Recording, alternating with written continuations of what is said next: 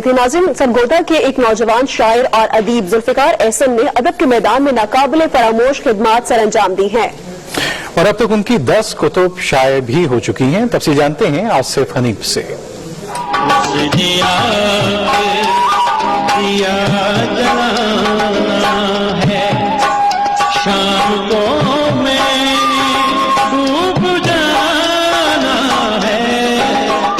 سرگودا کی سرزمین ادب کے حوالے سے خاصی زرخیز ہے۔ سرگودا کے ادبی خط پر روشن ستاروں میں ایک نام ذوالفقار احسن کا بھی ہے۔ ذوالفقار احسن نے چھوٹی عمر میں ہی بڑے بڑے مشاعروں میں شعر کہہ کر ادبی میدان میں نام پیدا کیا۔ ان کی کئی غزلیں اور نغمے معروف گلوکاروں نے بھی گائیں۔ اولین شعری مجموعہ خوشبو ہے کہ تم ہو شائع کیا تو دنیا ادب میں زبردست پذیرائی حاصل ہوئی۔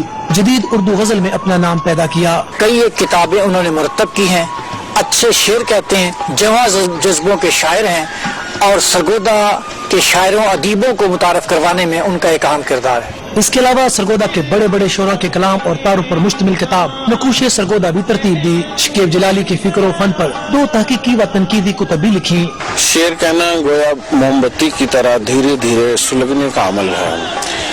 شاعری کا حلقہ اثر اسی لیے زیادہ ہے کہ شاعری نور کے دائرے تخلیق کرتی ہے اور پھر تا قیامت ان میں سلگنے کا اہتمام بھی کرتی ہے۔ ذوالفقار احسن کی اب تک 10 کتب اشاعت پذیر ہو چکی ہیں، جنہوں نے ان کی شہرت کے گراف کو مزید اونچا کیا۔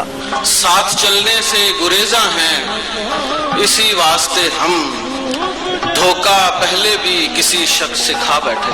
کئی بین الاقوامی کانفرنسوں اور سیمیناروں میں شرکت کر کے لاتعداد ایوارڈز اور گولڈ میڈلز اپنے نام کر چکے ہیں۔ نوجوان شاعر ادیب ذوالفقار احسن کی ادب کے فروغ کے حوالے سے خدمات قابل ستائش و قابل تقلید ہیں۔ آصف حنیف، پاکستان ٹیلی ویژن نیوز، سرگودا۔